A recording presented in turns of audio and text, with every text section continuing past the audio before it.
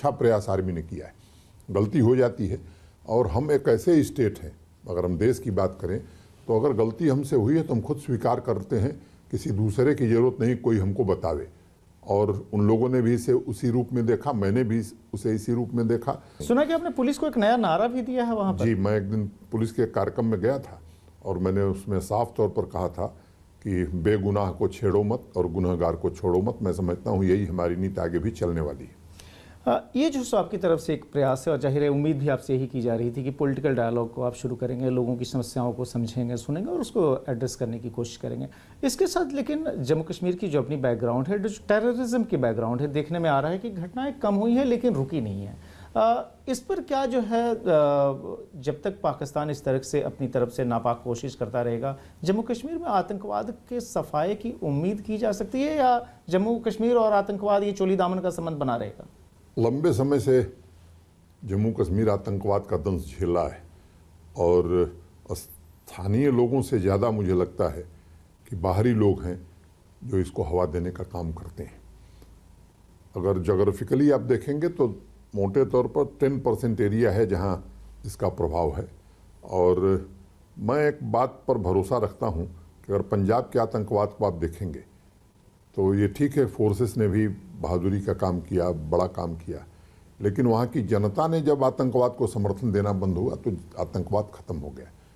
मैं भी उसी दिशा में काम करना चाहता हूँ और मैं कह सकता हूँ कि जनता में ये भरोसा नया पैदा हुआ है कि मोदी जी की सरकार के कारण जो अभी नई व्यवस्था चली है वहाँ उनको अवसर मिल रहा है, वहाँ के यूथ को एम्पल अपॉर्चुनिटी मिलेगी। जनता का समर्थन हासिल करके हम पड़ोसी देश की नापाक हरकतों को नाकाम करना चाहते हैं।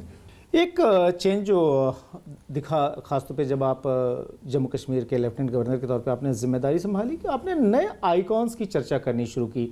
मुझे याद है औरंगज़ेब नामक पुलिस अधिकारी की शहादत को लेकर आपने बात करी। आपने जो है शेरवानी साहब को याद किया जो कि जब पाकिस्तान ने अटैक किया था तब उन्होंने अपनी शहादत दी थी। क्या यह जो है वैली को, कश्मीर वैली को सिर्फ अब्दुल्ला परिवार से जो आइडेंटिफाई होता रहा उससे अलग ले जाने की ये सायास कोशिश है या वाकई जो जेन्युइन जो हीरोज़ हैं उनको रिकॉग्नाइज करने की शुरुआत आपने की है? ये मैं मानता हूं कि कोई इसमें साजिश की दुर्गंध किसी को नहीं देखनी चाहिए। कोई भी समाज, कोई भी राष्ट्र, मैं मानता हूं कि अपने आइकॉन्स को ही अपना आदर्श मानता है। और कश्मीर की धरती पर, जम्मू की धरती पर अनेक ऐसे लोग हुए हैं जिन्होंने देश और दुनिया को रास्ता दिखाया है। मुझे लगता है कि उनसे निश्चित रूप से वहाँ के लोगों को प्रेरणा मिलती है। एक लोगों की जो रुचि है जानने में कि जो है, जब पार्लियामेंट में इस पर बात हो रही थी तो प्रधानमंत्री और गृहमंत्री दोनों ने ये कहा था कि जम्मू कश्मीर की जो स्टेटस है यूनियन टेरिटरी की, यह कोई लंबी नहीं है, यह जो है बहुत जल्दी फिर से उसको पूर्ण राज्य का दर्जा दिया जाएगा। और जाहिर ये दर्जा दिया जाना है तो डिलिमिटेशन की प्रोसेस जो है, जो पुनर्सीमांकन की जो गतिविधि चल रही है उसका पूर्ण होना आवश्यक है। इस बारे में क्या जो है पोजीशन है आज की तारीख में? देखिए, कभी कभी बहुत पढ़े लिखे लोग भी भ्रम में पड़ जाते हैं।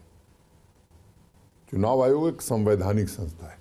डिलिमिटेशन कमीशन जो बना है और जो एक्ट है डिलिमिटेशन कमीशन का, वो पार्लियामेंट ने बनाया है, तो उस एक्ट के अनुसार ही होगा।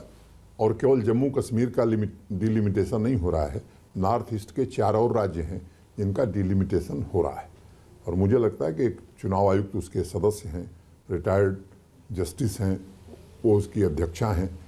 तो मुझे लगता है कि वो काम चल रहा है। और निश्चित रूप से प्रधानमंत्री जी ने 15 अगस्त को लाल किले की प्राचीर से ये बात कही थी, तो देश को प्रधानमंत्री जी के बात पर भरोसा है, लोगों को भरोसा रखना चाहिए। एक बार काम खत्म हो जाएगा तो निश्चित रूप से चुनाव आयोग का ये जिम्मा है कि चुनाव कब होगा।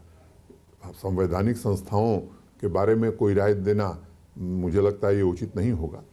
जम्मू कश्मीर की जब भी बात होती है तो नॉर्मली कश्मीर के कंसर्न को एड्रेस करने की कोशिश की जाती है क्योंकि वहाँ पर टेररिज्म है। और ये जो है सो आरोप जम्मू वाले लगाते हैं और जम्मू वाले ये कहते हैं कि हम तो हमेशा देश के साथ रहे, राष्ट्रवादी रहे, लेकिन हमें इग्नोर किया गया। उनके जो ग्रीवांसेज हैं, क्या उनको एड्रेस करने की आप कोई कोशिश कर रहे हैं, जो कि उनको हमेशा लगता है कि उनके साथ सौतेला व्यवहार होता है? देखिए, मैं बहुत जिम्मेदारी से बात कहना चाहता हूँ कि जम्मू कश्मीर ये हमारी 2 आँखें हैं। किसी के साथ कोई भेदभाव नहीं होगा। कश्मीर के विकास को भी हम गति देंगे और जम्मू के विकास को भी उसी गति से आगे बढ़ाएंगे। तो भेदभाव का, चाहे वो क्षेत्र हो, चाहे जाति हो, चाहे मजहब हो, इस आधार पर